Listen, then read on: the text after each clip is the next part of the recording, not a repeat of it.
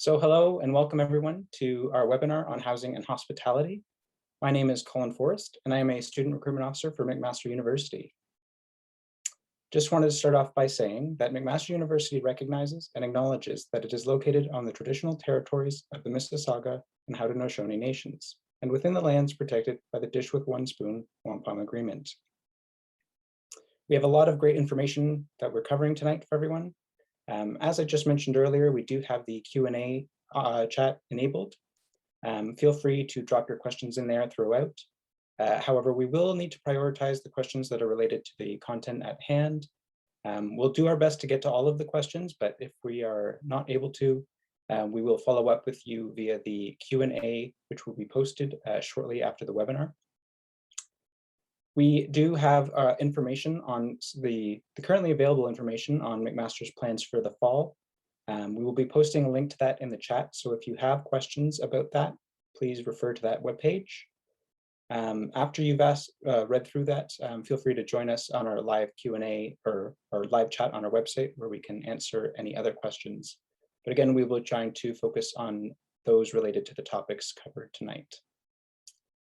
If closed captioning is something that is needed throughout the session, you can access it by clicking the button on the bottom of your menu. If you go into settings and then video settings, you can adjust the size of the captioning as you prefer it. And last thing to note, the web session is being recorded. So if you missed something or you weren't paying attention at one point, you will be able to access a recorded version of it on our website, which will be up at a later date after. We will have that up as soon as we possibly can. That being said, I think that covers all of our housekeeping items. So I will turn it over to our first presenter, Jamie from Housing. Hello, everyone. Thank you, Colin, for that introduction. And hello, I am Jamie, and I am the manager of admissions and administration within Housing and Conference Services. And so first, I'd like to thank you for joining us and being here. I'm excited to share with you some information about housing and the residence application. And secondly, I also just want to thank you all for your continued patience with us within Housing and McMaster University, because I know that you're trying to make some important decisions for your future. And of course, you've been so we're just very appreciative of you being so patient with us while we make those decisions to keep students safe within the community and residents. And so with that being said, we do have an announcement that was made yesterday that residents will be open this fall to first-year students.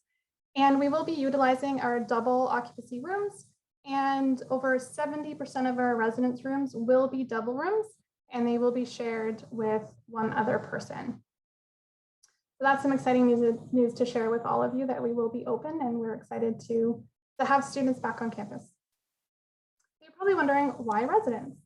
And so one of the great things about our residence buildings, we have 13 in total, and they are located directly on campus.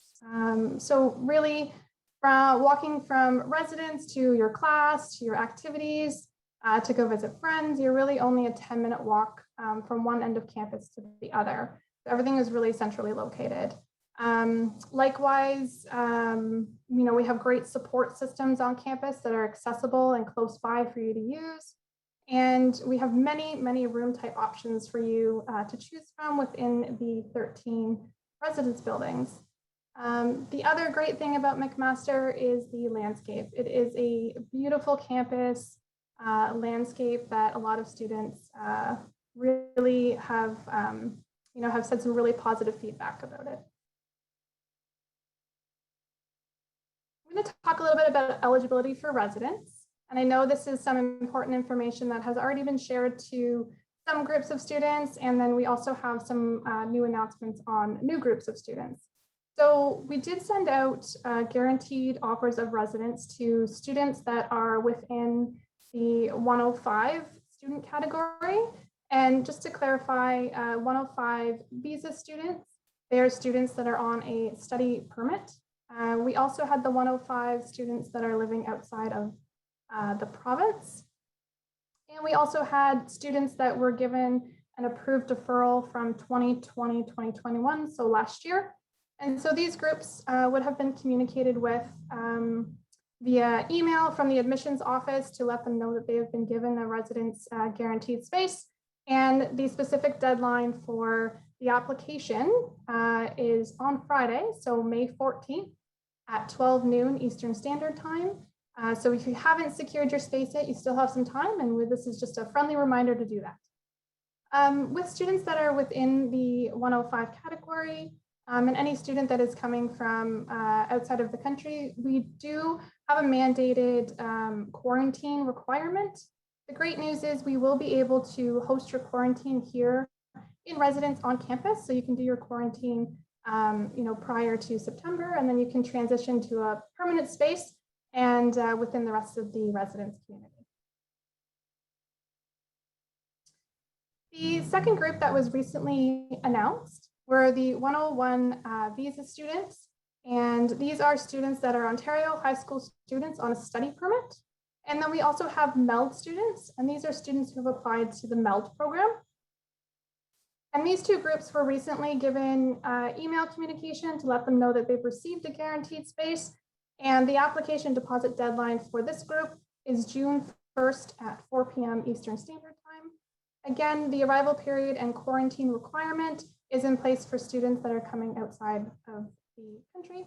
And of course, we will be doing your quarantine on campus, and then you'll be able to move to your permanent space to join the rest of the community. The last group that we will be able to announce this week are the 101 domestic students. And I appreciate all of those students have been very patient with us as we came to this conclusion that 101 domestic students, the group is Canadian citizens or permanent residents studying in an Ontario high school. So that group of students, if they meet a specific admission average, they will be given a guaranteed space in residence. That admission average will be announced this coming week. So all of those students can check our website as well as keep checking your email for updates on your residence status. That deadline for that group will be June 1st at 4 p.m. Eastern Standard Time as well. The arrival period for the 101 domestic students coming from within Ontario high schools will be determined at a later date. We are still making plans, of course, with public health to make sure that we have a safe and seamless move-in for all students, adhering to physical and social distancing, of course. And for all of the groups, there is a refund timeline. And for all of the groups, that is, if students cancel their application on or before July 5th, they can receive a 50% refund of their deposit. And now we get into some room types on campus. So I did mention that we do have a variety of room types. So as you can see on this chart, we have a lot. And these are within our 13 residence buildings. And over 70% of our bed spaces on campus are the double room. And so from these room types, you will be able to select 3 of these preferences on your residence application. And I'll talk a little bit more about the application process in a couple more slides. The fees for the room types are for the academic year. So you'd be looking at this fee from September until April, and they do not include the meal plan fees. So the meal plan fees are in addition to these residence fees. And this is a fee that is per student.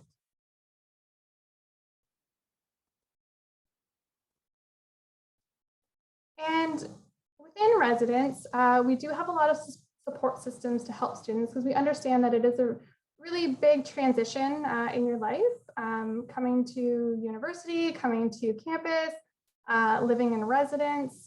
And so we do have residence life area coordinators who are full-time live-in professionals with us here. And they supervise the community advisors. So those are our student staff members. And they also help develop opportunities and programming and activities within the residence building. And they're also there to support students in emergency situations, or if there's resolving conflicts with students, and really helping with that transition piece to communal living. And we have community advisors who are student staff, and they are current upper year students. And this is also a live-in position, so they will be located on each floor for the students in their building. And they are a really good resource for students to be able to help them transition into the communal living. They too themselves might have been in residence in a previous year as well. And they really do assist students with that transition and help to manage, conflicts that may arise, community issues, and really make an engaging and supportive environment for students to feel welcome in. We also have support systems in place like our North and West Quad Service Centers. These are located on either end of the campus, and they usually operate 24 hours a day, 7 days a week for our students. And the service center is a place where you can go if you get locked out of your room and you need a spare key. They will have that for you. You can place work orders for repairs and maintenance that are needed. Ask any questions about residents. You can also pick up packages at this service center. And really they're there to help you throughout the year. And now I'm just going to talk a little bit about the application process and what to expect. So when students apply for residence, they are applying through the residence portal, and this is a separate application portal than what you probably have been doing with your offer to the university. And so the residence portal, you would go and you would log in with your MAC ID and your password. And once you're logged in, we would ask you to fill out details. You would complete a personal profile for us. You would indicate a living learning community preference. You would indicate your room type preferences. You would indicate a roommate request if you have one. You would also indicate December break stay option, accommodation request. You would select your meal plan and agree to the meal plan policy. And you would also be agreeing to the residence agreement contract. And then of course, if you're guaranteed residence, submitting that deposit to your application. With the living learning community preference, we do have 5 living learning communities that students can take a look on our website and see what they're all about. But they are communities that if you're interested in it, there's specialized programming and activities geared towards a specific theme. So for example, we have innovation and society. And so students in that community will have access to programming aimed at building critical thinking, creativity, and communication skills. So that's just one example of what we call an LLC in residence that you can choose from. For the December break stay option that you will choose, we just wanted students to know that if you are unable to leave residence during the December break when exams are over and the university is closed, we will have a space for you in residence if you wanted to stay over that period of time. And roommate requests, we decided to highlight this because there were lots of questions, and I'm sure you're probably asking lots of questions right now about roommate requests. And so most students will be living in the double rooms on campus. So as I mentioned earlier, 70% of our rooms are double rooms. So we do tell students to come with the expectation that they will be living with someone. And so part of this process is we know that you might know of a friend that's coming, maybe you have a sibling, maybe you've connected with somebody who you know is coming to McMaster and you'd like to live together. That is an option for you. You can select one roommate request on the application, and we guarantee one roommate request if both students have a guaranteed residence offer. So it can't be a student who is on the waiting list and a guaranteed student. You both have to be guaranteed residence. You both meet the residence application and deposit deadline to secure your offer, and you request each other as roommates on the online application.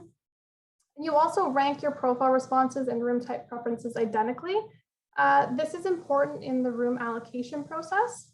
So allocations are done by a lottery process. And so we want to make sure that you and your roommate have talked to figure out, what room type preferences you want to select, as well as any living learning communities that you're interested in as well, just to make sure that you're on the same page before you do that. There is an important note that requesting a roommate does not extend to an apartment or suite style accommodation.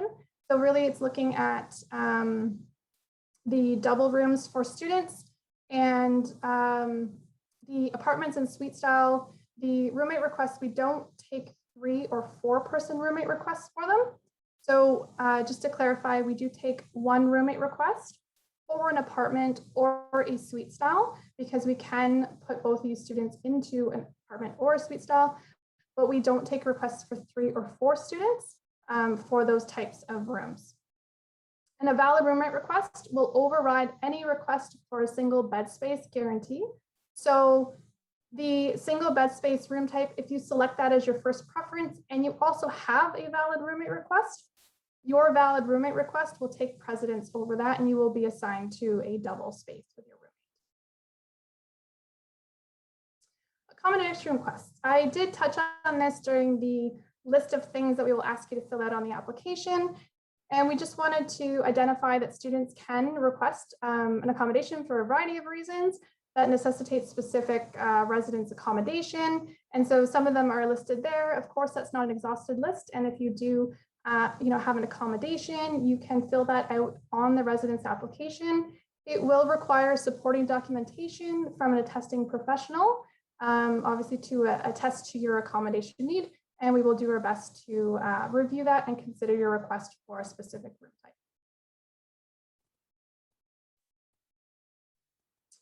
And we just wanted to highlight some of the residence policies that have been modified due to the pandemic. And this was also announced on the website yesterday as well. So there's a strict no guest policy will be in place. So of course, just keeping students safe in the community is our top priority. So masks and facial coverings will be required in all public residence spaces.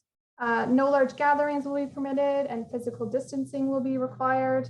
And use of large common areas, including kitchens, study rooms, game rooms, lounges, all of those public spaces. They will be open, but they will have capacity limits in place. And of course, those may change throughout the year depending on, what's happening around us. So we just wanted you to be prepared to know in advance what the expectations and policies were in the residence community. And living off campus. So we know that there are 40% of students that will be living off campus in their first year. So we really wanted to provide some detail on that piece. And what we offer from Housing Conference Services is a website that is an off-campus website where students can log in with their MAC ID and their password, and they can search for rental properties within the area of Hamilton and the surrounding community. We offer that so students can see some properties that are in the area, connect with landlords, and try and find a place within close proximity to McMaster if that's what you choose. The other exciting news that we just have is we launched the McMatch program. So this is a housemate connector program where you can log in with your MAC ID, your password again, and you can search for other McMatch users. And when you find a match, you and your new person, your new housemate, you can go and search for properties together and really go hunting for that off-campus experience together. And so that concludes information about residents. And on this last slide here, it's just our contact information. We are always happy to help, happy to answer questions, happy to clarify things for you. So please reach out to the residence admission staff and we will be happy to connect with you. Please also make sure that you are watching for updates on our website. Majority of the updates we will place as soon as possible on the website so that it is public knowledge to everybody. All right, thank you so much, Jamie, for all of that wonderful information. Excuse me. Just for everyone's reference, we do have a number of links here to various housing resources. Those will be posted in the chat, so don't worry about trying to copy them down now. But we just wanted to let you know that these will all be available to you. All right, moving right along then, we have Chris from hospitality. So Chris, if you'd like to go ahead and introduce yourself. Great, thanks, Colin. My name is Chris Roberts, Director of Hospitality Services here on campus. Thanks for joining us wherever you are. We really appreciate it and hope we give you the right information that you're looking for. I'll give you a quick overview of hospitality services on campus. We are a self-operated food service, which means we are part of the university. We're a department of the university. We're not an external operator. We do close to 4 million transactions through food services annually. Our employees, we have over 625 employees, and we also pride ourselves on employing probably about 125 student positions throughout the year to give you guys the opportunity to work on campus and make some money on campus instead of having to leave campus for various jobs. We are one of the top-rated food service operations in Canadian higher education. We have currently 18 locations on campus, and we have 14 off-campus restaurant partners where you can use your meal plan as well.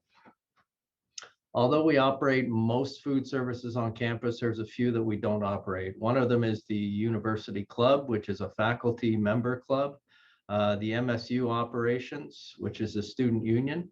They have the 1280 pub and the Union Market. And the GSA, which is the Grad Student Association operations, they do the Phoenix pub. So our focus, most people think our focus is solely on food. It's not. It's obviously a big part of it, providing great food, good service, quality.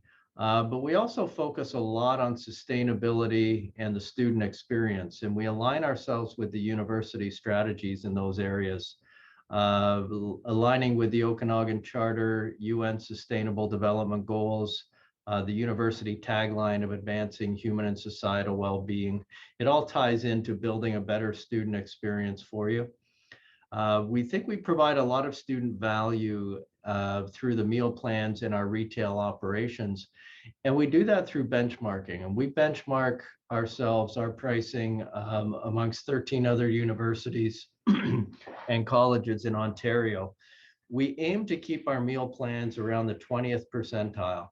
And the first time you look at meal plan rates, everybody goes, oh my, that looks really expensive. It's not. We're at the 20th percentile. We need to make enough money to pay for renovations, have a sustainable business model, but we don't want to gouge you. And our retail pricing is the same way. It's about the 50th percentile. But we benchmark against local community restaurants, against the GSA, the student union, and we make sure we're in line with all of those. We also have a first-year council at McMaster, and part of first-year council, they have a student dining committee that helps us do surveys, understand what trends students want here on campus. And if you're a part of that committee in year one, you will usually see the changes that we're discussing over the next few years that you're here at MAC. Allergy and dietary needs, very important to us. We have a registered dietitian on our staff, Leanna Bontempo, who you'll get her contact information at the end of this. We created a concept called Simple, SMPL, which is an allergen-free concept. It's a concept that's void of the top 10 allergens in Canada. We have 2 locations for Simple on campus, and all of our nutritional information from all of our locations is available online and through our app. And we are the only university that offers full nutritional information for all of our items. Food Allergy Canada put out a guide for post-secondary institutions managing food allergies and anaphylaxis, which is here. McMaster was a key contributor to that. So we take it very seriously. And the Simple concept, I know that's hard to see, it won dining awards. It was recognized throughout North America as one of the very top allergen-free food service concepts. So it's very important to us because we know that's really important to students, and it's also very important to parents who have children with allergies that are coming to campus or leaving home for the first time. Inclusivity is a big part of the university strategy, and it's a big part of what we do. We try to offer a complete variety of foods to make everybody comfortable with their choices here. We have vegan and vegetarian options. 40% of our menus are now vegan and vegetarian. All of our chicken is halal on campus. We also have halal beef. I just mentioned the allergen-free concepts. We can accommodate pretty much all dietary restrictions. There's very few, 1 or 2 each year, that are so severe that we can't accommodate. But we can accommodate pretty much anything.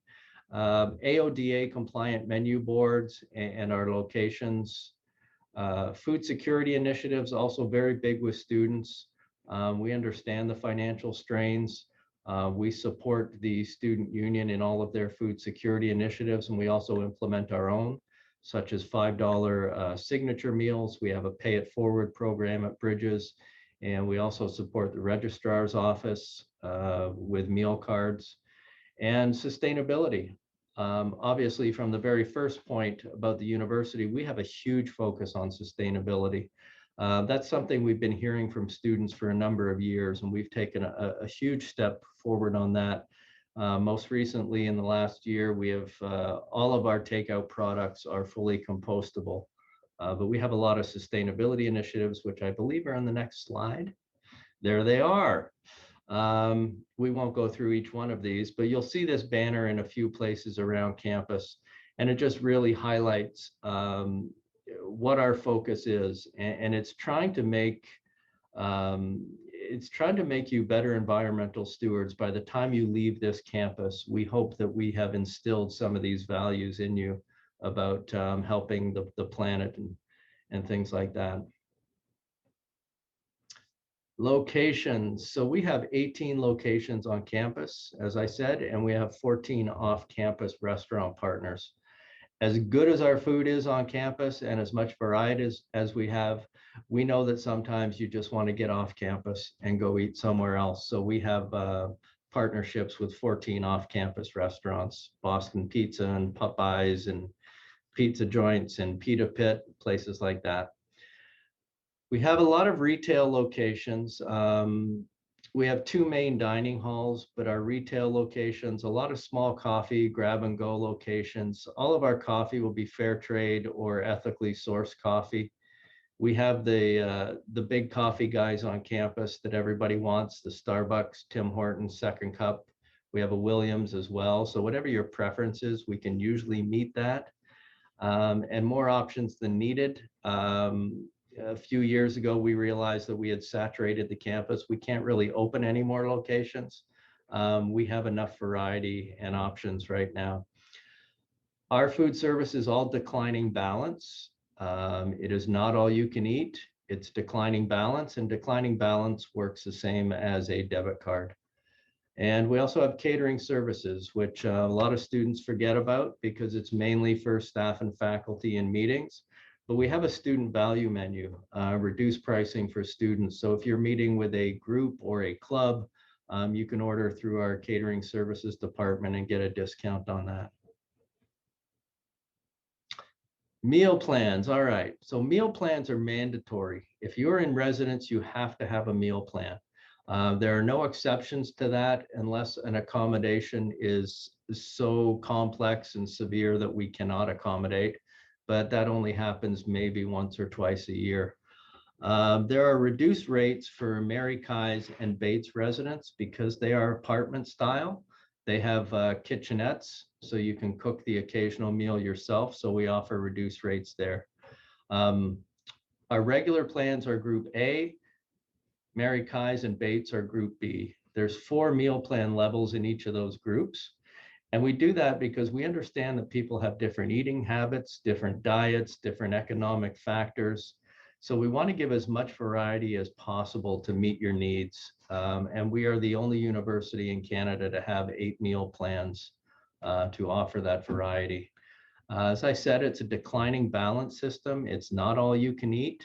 It's basically our dining halls and most of our locations are kind of set up like food courts. It's different concepts within. So you can get a variety of food and then just pay at the cashier as a declining balance. The basic meal plans are non-taxable. So you get the 13% discount right off the top. Freedom plans are fully taxable. Those are for convenience items and to use at our off-campus vendor locations. So the basic funds, if you don't use them all up, minus the overhead costs, we will carry forward that basic balance for as long as you're at McMaster. The Freedom dollars are fully refundable at any time. If you don't use them, don't want them, you can get that money refunded right away. Flex dollars are if you run out of basic money. A lot of our students run out of basic funds by February, sometimes March, sometimes earlier. If you want to still take advantage of that non-taxable basic amount, you can add money to your flex account and we transfer that into the basic account for you. So you can still get that, maintain the tax exempt status. And for those students living off campus, as Jamie said, there's a lot of first years off campus. You can still take advantage of a non-taxable plan by purchasing our term plan.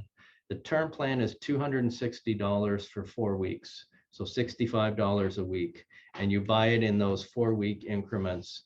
And that money is fully non-taxable as well. So off campus, you can still take advantage of the on-campus non-taxable basic funds. Dietary restrictions, we get a lot of questions on that.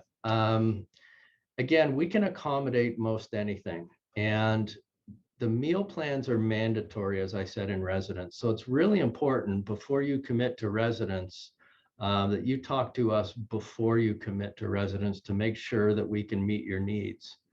Dietary preferences are not restrictions. So if you're a vegetarian, that's not a dietary restriction. You don't need to contact us. You can if you want to.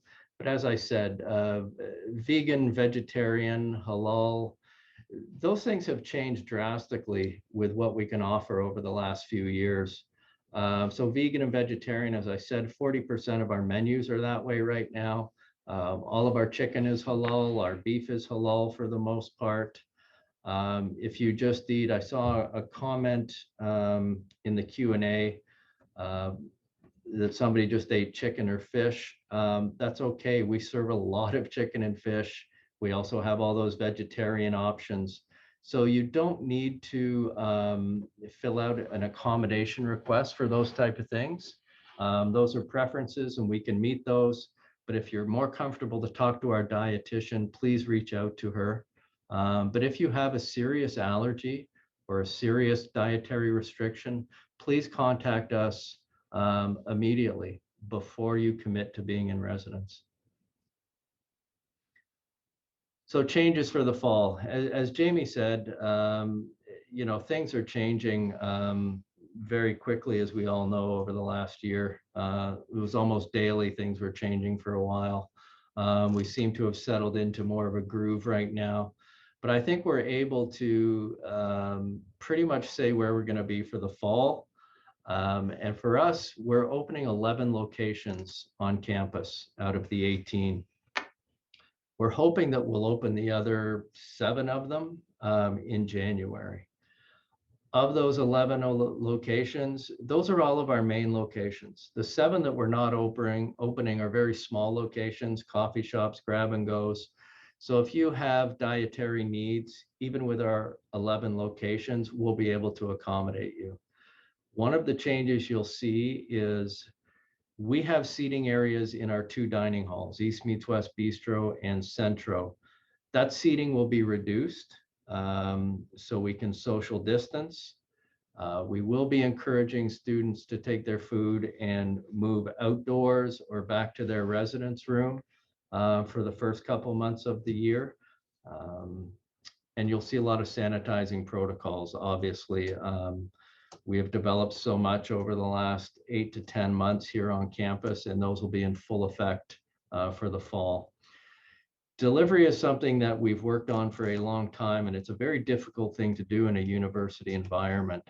COVID kind of pushed us into accelerating that initiative, and we have food services in the Mary Kai's residence on the main floor and in the Peter George residence on the main floor. So what we're planning to do is try a delivery pilot program for those two buildings with delivery from the locations on the main level up to your room. We really hope to have that going for September. We have run into a few delays because of COVID and companies being shut down that have to do our technology work. But they're promising that we should have this in place. So we hope to have that option for you for September. And the meal plan rates. So again, if you look to the far right and see the total cost and you say, oh my, that's expensive. It's not expensive when you look at that number over the course of a year for breakfast, lunch, and dinner for the 8 months of an academic year. And as I said, we're the 4th lowest in Ontario with these numbers. So you can look at Guelph or Western or Waterloo or U of T, and you will see numbers that are $1,000, $1,500 higher than this one. You'll notice that the basic amount in Group A is all the same, and the basic amount in Group B is all the same. The number that changes the total cost of a meal plan is the freedom amount. That's the amount you use for convenience items and you use off campus. So if you're concerned about money, you can buy the minimum plan and you could ask for an immediate refund on your freedom dollars if you choose to do so to lower that price just a little bit. And as I said, the Group B meal plans are for Bates and Mary Kai's residents only. And that's about it. So I hope, I'm sure there's some questions that will come up through the Q&A and we'll be happy to answer those. Thank you so much, Chris. And yes, I'm sure we've all been keeping track of all of the great questions coming in through our Q&A. So we'll take an opportunity now to answer some of those live. We're going to do that in groups in order of our presenters who are with us today. So that means starting off, we'll have Jamie answering some questions that we got about housing. So starting off, we have a couple here that are related to application stuff. So when they're filling out their application, are they able to specify a preferred building or is it just room type? Yes, thanks, Colin. So we don't ask students for the residence building on the application. We only ask for up to 3 different unique room type choices. And the reasoning behind that is that we strongly believe that it's the community and the room type that you're in that really makes your experience a positive one rather than the building itself. Perfect, thank you. And a little bit in that vein, so you mentioned earlier that there's a room allocation process. Could you explain a little bit more about that? How does it actually work sort of in terms of our process on that end? Yeah, absolutely. So the room allocations are completed by a lottery process. So we ask students for their room type preferences on the application because we want to be able to give students a chance to receive one of those preferences that they're really wanting to have. And so what the system will do is by random lottery, it will choose students and it will look at your first preference of room type. And if that room type is not available, it will continue to your second preference. And if that preference is not available, it'll continue to your third preference until either it finds a preference that is available or if there's no preference, then the room will be assigned for you and it may not be in one of your choices. And that's where we also like to note to students that most of the resident spaces, 70% of them are double rooms. So really the likelihood of students receiving a double room is higher. Great, perfect, thank you for that. And so once they've gone through this process, they've been assigned the room. If they feel that the room isn't the best fit for them or it's not quite right, is there a way that they can change the room or look at other options? And what might that be? Yeah, so in past years, we have given that option to students to change their room. So we have had one room change request, of course, depending on residents' availability at that time, what the student is looking for. And we are still making decisions and planning to see if we are able to offer that to students before move-in. Of course, recognizing that after move-in, room changes may not be the safest approach. So we're still working on making decisions for that after move-in. And so we will communicate that information to students on our website as soon as we have that available. All the more reason to keep the eyes on the website. Last question, in terms of filling out the application, and do you know when they might find out what room they've actually been assigned? Yeah, great question too. So room allocations, we are planning on sending those out to students mid to end of July. So later in the summer months, of course, we will keep students up to date on that website and communicate with students through email throughout the summertime to let them know, because of course, as we've alluded to in this entire session, is that changes do occur at any time. So we will keep you up to speed on all of that stuff. But for now, we're planning on releasing room assignments to students in mid to end of July. Excellent, thank you. Now, the second group of questions that we seem to be getting a lot of are related to COVID and the pandemic. So I have a few here about those. Is the vaccination mandatory before coming to residence, or what's sort of the policy around that? Yeah, that's a good question as well, Colin. So in our announcement yesterday about residents, we did mention about COVID and vaccinations. So I'll just take a moment to read that statement to students. And so while residence protocols and public health guidance will be implemented, one of the most important factors is the level of vaccinations for students within residence system. And we strongly encourage that at a minimum, students receive their first COVID-19 vaccination at least 14 days before moving in. This is obviously for the safety of the community and students, because residences are, students are required to use those communal washrooms. They're using public hallways, they're using shared kitchens and things. So it is strongly encouraged that students have their first vaccine 14 days before moving in.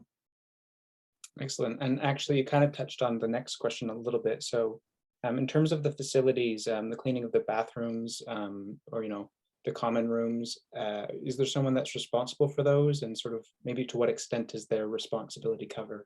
Yeah, so we get lots of questions from students and parents about what their student has to do when they come into residence. And anything that is behind the student's bedroom door, so that includes traditional double rooms, traditional single rooms, or looking at the apartment styles or the suite styles.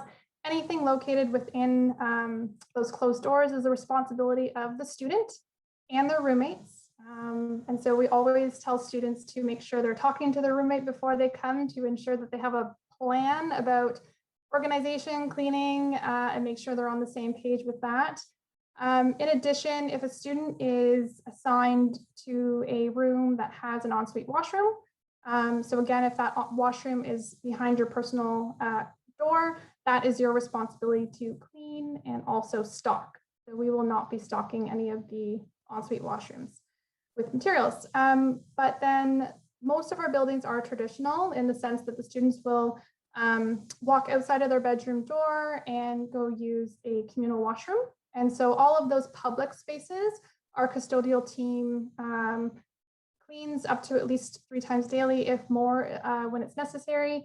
And of course, with COVID, we are taking extra attention and care to, high touch points and things like that in the residence community. Perfect. Well, thank you so much for all of those answers. That's sort of everything that we have at the moment. I think we've got a few more questions here now about hospitality. So I'm going to invite Chris back to join us to answer a few of those. Sure. All right. So again, the hard-hitting question I asked earlier, I'm going to ask it again now. What is your favorite place to dine on campus? Definitely East Meets West Bistro over in Mary Kai's. Most of our outlets, as I say, are food court type operations. East Meets West Bistro is more of a sit down style restaurant, and it's a bit of a premium as well. So the food is elevated a bit. It's a different environment than where you normally go. So yeah, always East Meets West. Good to know. I'll keep that in mind. Couple questions here about the meal plans. Was wondering if you could go a bit more over the declining balance system. So how does that kind of work for a student on a regular basis? Yeah, it's exactly the same as a debit card. Your basic meal plan amount gets put onto your student card. Every time you go buy a meal, a coffee, whatever it may be, you swipe your card just like a debit card, and the amount comes off and it shows you the balance you have remaining. So just like a debit card. And then kind of in line with that, I think on one of the slides it showed that there was the $225 overhead cost. Could you elaborate on that a little bit more for us? Yeah, definitely. As I said, we're self-operated, we're a university department. However, we are an ancillary unit, so we are not subsidized by the university in any way. So I mentioned our switching all of our packaging to compostable, all of our sustainability initiatives. There's a cost to doing that. That's part of the fixed cost. Renovations, we have 18 locations. Every couple of years, you need to renovate those. You need to change concepts. We have new locations. The Peter George Center just opened not too long ago. We had a commitment there of about $1.3 million.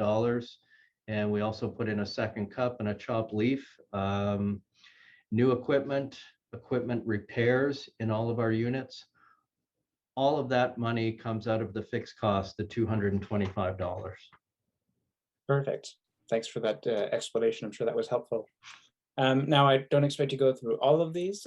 Maybe you can. I don't know how quickly you can run through it, but could you give a few examples of the sort of the types of foods available, like Italian or Indian? Like, what are some of those genres or flavors? Yep. Pretty much anything. We really pride ourselves on that, and we know how diverse this population is on campus. We have a large contingency of Asian students here, Indian students, Middle Eastern students. So we've put a real focus on that, and we have a couple of very good Asian units, East Meets West Bistro. We have a Paramount Foods, which is 100% halal. As I said, most of our chicken is halal. We have pita concepts, Mediterranean concepts, shawarma concepts, a lot of home cooked food we're focusing on now. We have just changed up at Centro. We've changed our menu from a very Asian focus. We broaden that to a more of a global focus, calling it Global Foods. So there's foods from the Caribbean there. There's foods African themed menu items.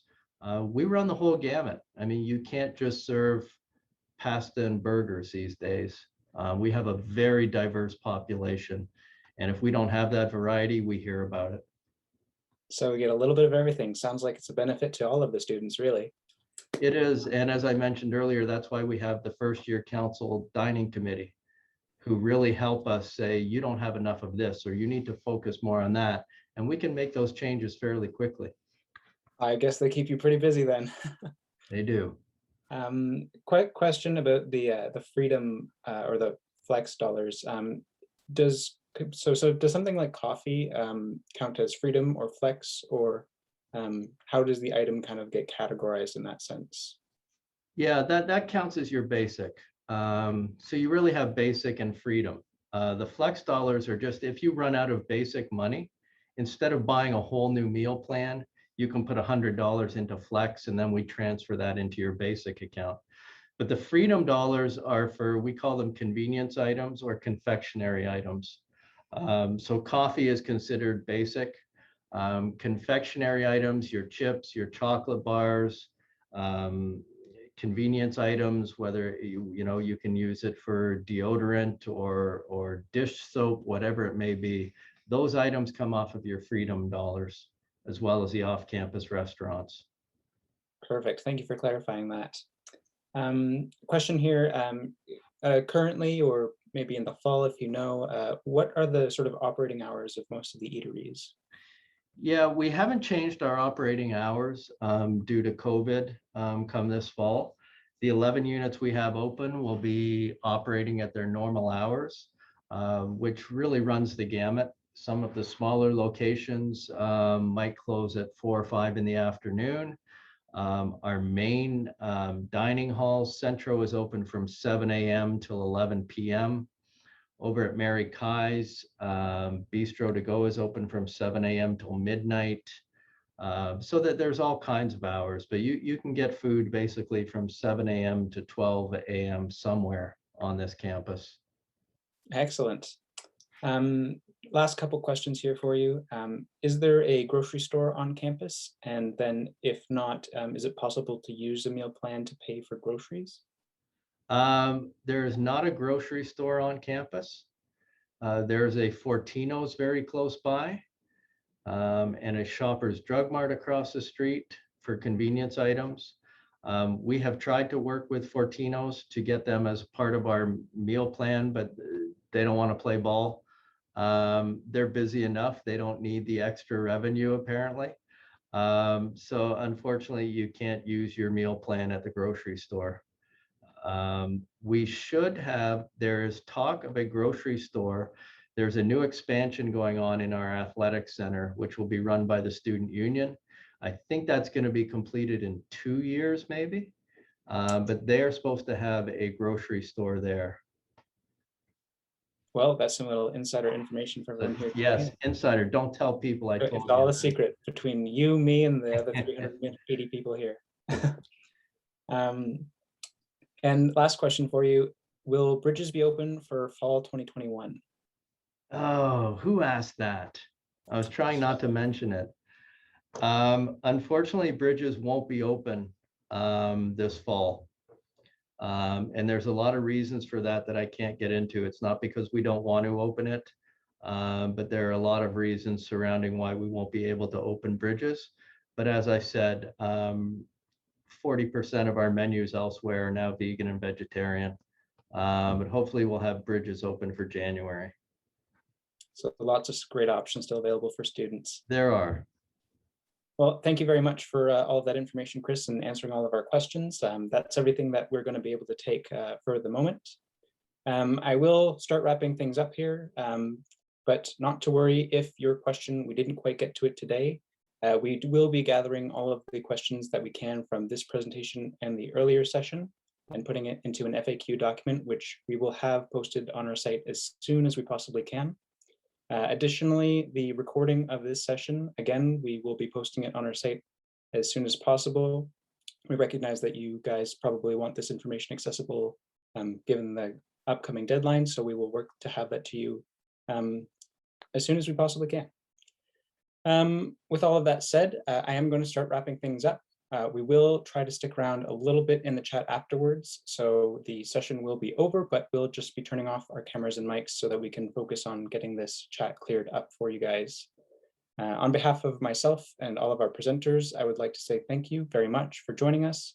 We appreciate you taking the time to come here today and listen to all of this great information. We will continue to be posting updates on our site, so visit us at future.mcmaster.ca for more information and to check out future webinars that will be coming up in the upcoming weeks. With that said, we hope that we will be able to see you on campus at some point in the future. So have a great night, everybody, and take care.